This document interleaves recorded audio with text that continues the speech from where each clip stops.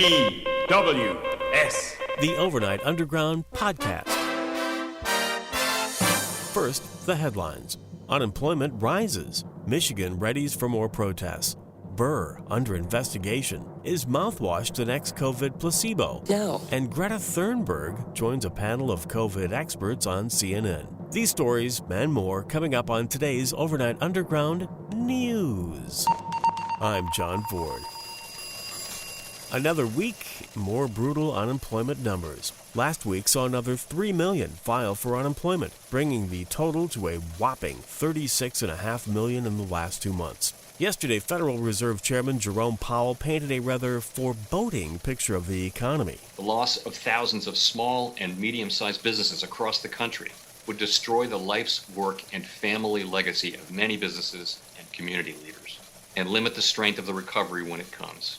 The result could be an extended period of low productivity growth and stagnant incomes. Federal Reserve Chair Jerome Powell, sounding like he's ready to take a leisurely stroll down to the East River and jump off the Brooklyn Bridge. Well, forgive me for not leaping for joy.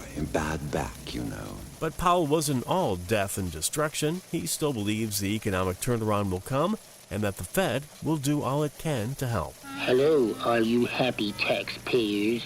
I guess we just need more bailouts for those in need, like lobbyists and our corporate overlords.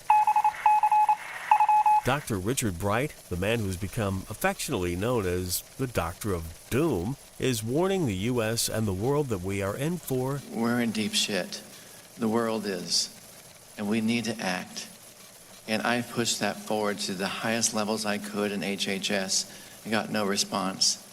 From that moment, I knew that we were going to have a crisis for our healthcare workers because we were not taking action. Dr. Richard Bright, responding to questions about the country being unprepared during the coronavirus pandemic. Our window of opportunity is closing.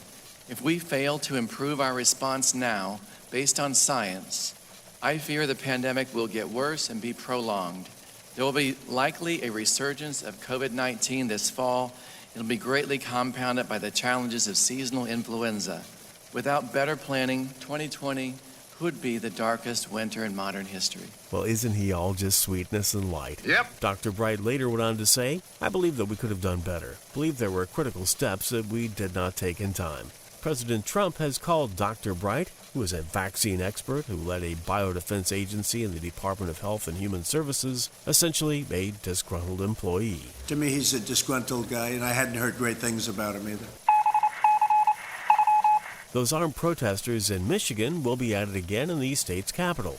Reuters is reporting that there will be a large police presence in Lansing as protesters challenge Governor Gretchen Whitmer's stay-at-home order. With one of the strictest stay-at-home orders in the nation, the governor has extended what the protesters see as a draconian law until at least May 28th. The outrageousness of what happened at our Capitol this week, depicted some of the worst racism and awful parts of our history in this country.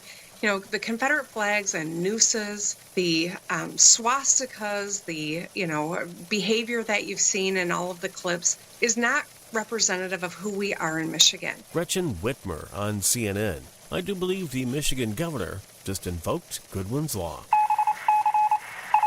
Meanwhile, across the lake in Wisconsin, the Wisconsin Supreme Court struck down the governor's stay-at-home order.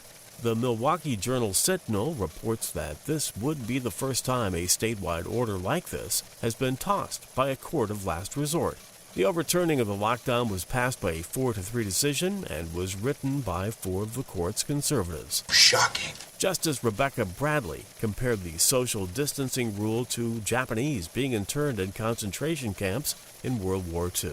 I'll direct your attention to another time in history in the Korematsu decision where the court said the need for action was great and time was short, and that justified, and I'm quoting, assembling together and placing under guard all those of Japanese ancestry in assembly centers during World War II. Could the secretary, under this broad delegation of legislative power or legislative-like power, order people out of their homes into centers where they are properly socially distanced in order to combat the pandemic? I think we may need a new kind of Goodwin's Law, except it's put in play when anyone brings up Japanese internment.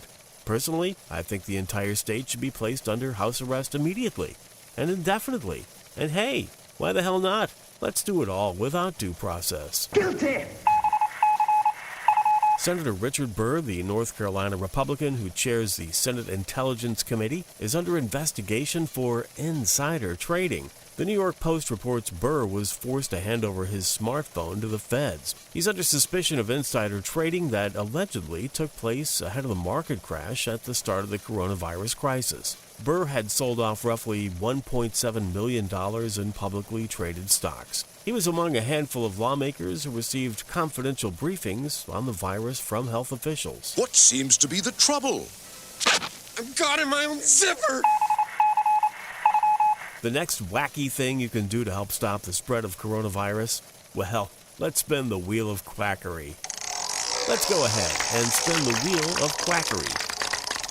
If you picked mouthwash, step right up and spit in the cup. According to an article on Yahoo and a few other sources, oral rinses may damage the virus's protective membrane, and at least some scientists are calling for an immediate study into the effects on COVID from mouthwash. The World Health Organization, however, has gone on record saying that there is no evidence that mouthwash inhibits coronavirus. Next up, look for idiots to make Listerine the next massive shortage, right behind toilet paper in the grocery store. So we got bleach, cigarettes, lights inside your nose, and now mouthwash. What will they think of next? I really don't know. This article was brought to you courtesy of the Mouthwash Manufacturers of America. Twitter users went absolutely apoplectic on Wednesday over the appointment of Gretta Thunberg to CNN's expert coronavirus panel. That's a little joker. You gotta wonder, at 17, how could the climate and environmental activist from Sweden be an expert at anything other than maybe navel gazing? How the hell did she become an expert on virology? Has she even finished high school? Dear Greta has as much insight and depth into coronavirus as a puddle. N-E-W-S. A mostly correct and occasionally incomplete transcript and links to reference sources and articles of this Overnight Underground can be found at overnightunderground.com.